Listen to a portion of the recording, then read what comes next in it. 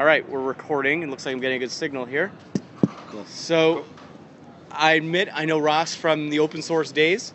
So, am I correct to assume that there's an open source component here, or? Yeah. Ceph is entirely open source. We go a step further than just being open source. We have a fragmented copyright intentionally. I've worked for a lot of companies that were, open source with a media business model or open source with a open core model where their proprietary stuff layered on top. And this is a whole lot more straightforward. It is a community project. It's run by the community. The technology is owned by the community, and Inktank sells services, support, and consulting. So from a community perspective, the business has less of a risk of getting in the way of the community, which is brilliant. I think it's the right way to go. So let's explain to me in the most simple terms possible what your software does. Do you want to do this? Go ahead. Okay. Hey, yeah. I'd like to hear your answer. Ceph is it's an infinitely scalable distributed storage platform. Okay. So if you have 1,000 commodity servers and you want to turn into a single object store or a single file system or a single store for block devices for virtual machines or whatever, Ceph is a software solution that can do that. Runs on commodity hardware. So it's kind of like buying an expensive appliance without the whole buying the expensive appliance part. Mm-hmm. So is it similar to, I assume, things like Gluster, or? It's similar to Gluster in that it's distributed and that it's clustered. It's different from Gluster in that it's a unified platform for block, file, and object storage in the same cluster, which is a differentiator. It also has some architectural differentiators as well. It's a little bit more self-managing. It's a little bit more self-healing. And it's a little bit more deterministic in data placement, a little more configurable. Yeah, exactly. There was a lot of, and I have some experience in Gluster in terms of when we ran Anomaly, we used Gluster and we ran into a lot of problems in terms of things like it wasn't actually POSIX compliant. There was some strange blocking things that would happen, especially on larger file sets. So do you overcome those types of issues as well? Yes, that's exactly. So the project started out to solve the scalable metadata server issue in Lustre at UC Santa Cruz when Sage Weil, the co-founder of DreamHost, went back to school and did his PhD, and that's kind of where the roots are. So the whole start of this thing was to have a POSIX compliant file system that could scale, and therefore every single component had to be, no single point of failure, it had to consider all of the semantics that you're talking about, make sure that there's, gets around all the problems that you end up with in these lesser. And an interesting thing happens when you scale to the level we're talking about scaling. If you have, over a certain number of nodes in your cluster, there's a host failing all the time. And so you have to design the system around failure instead of around normalcy. So there's failure is just another state change. Yeah. It's like infrastructure as a service. Our platform, the only thing we could assume is something at any given point would always fail. Yes. Yeah. And when you assume a failure, then you adjust for it. So each of the nodes in the storage cluster are intelligent nodes, and they work in a peer-to-peer fashion to move data around to keep up with the state of the cluster, right? So this all happens behind the scenes. If part of the cluster goes down, the remaining nodes understand how to reposition the data properly and move as little of it as possible in order to get the cluster back to where it should be. Okay. And so what kinds of companies are looking at your software and using it? Well, there's really, let's say, 5 major channels. So we're the platforms channel. Let's just call it platforms. So the cloud platforms and the hosting platforms. There's various levels of adoption there. So we're upstream in OpenStack as the block device since Cactus. And so there's companies like Piston Computing here is a startup in San Francisco here who's got an OpenStack stack with our block device in it. So the platforms, there's work being done in the community to get some live work being done to get it into CloudStack, the Citrix Cloud.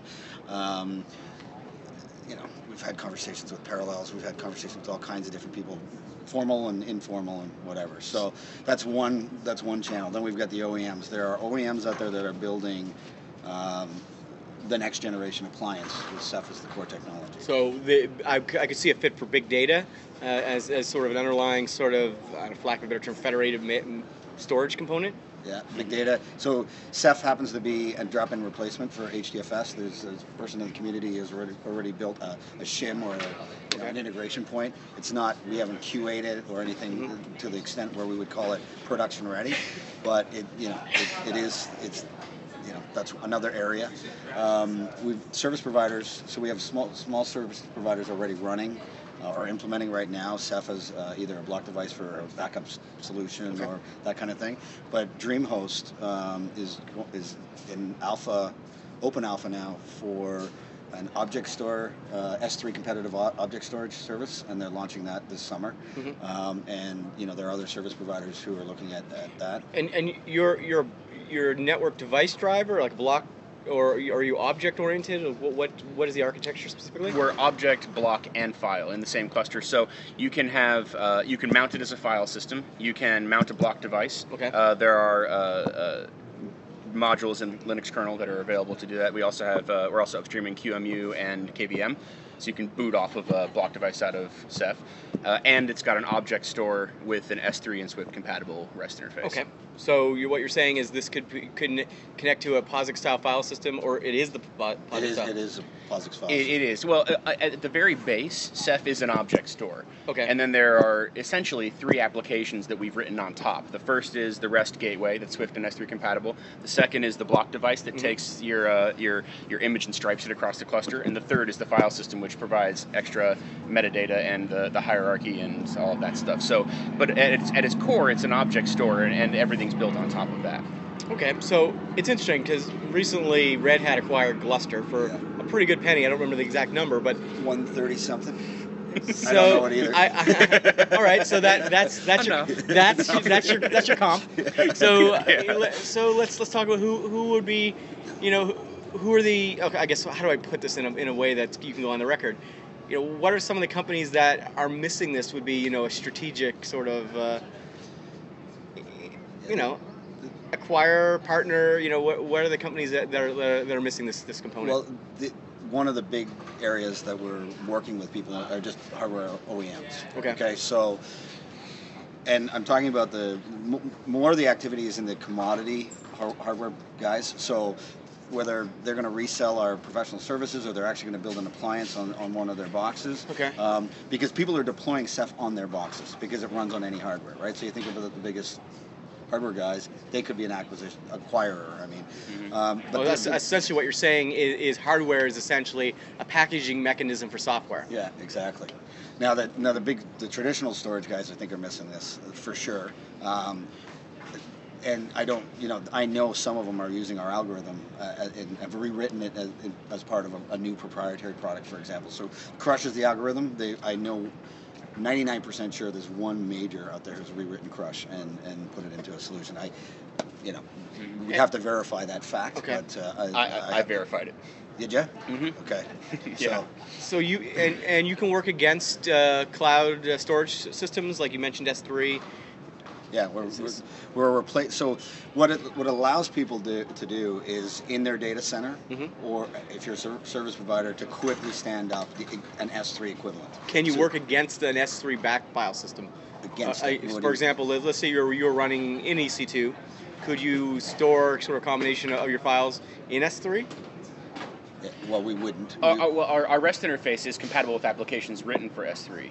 So you're saying that you work sort of alongside of it, or is it an alternative? It's an alternative to So S3. you wouldn't sit in front of it or use it as a storage point. No. Okay. No, it's actually a replacement. Okay. So what you could do though, if you're storing on S3, all you do is now point at DreamHost, for example, DreamHost dot whatever, and the RESTful gateway gives you API compatibility, and you could use it as a backup for your S3 or a replacement if it's cheaper. So a lot of my readers are coming from very large financial institutions. And how would, let's say, a large bank use your type of software?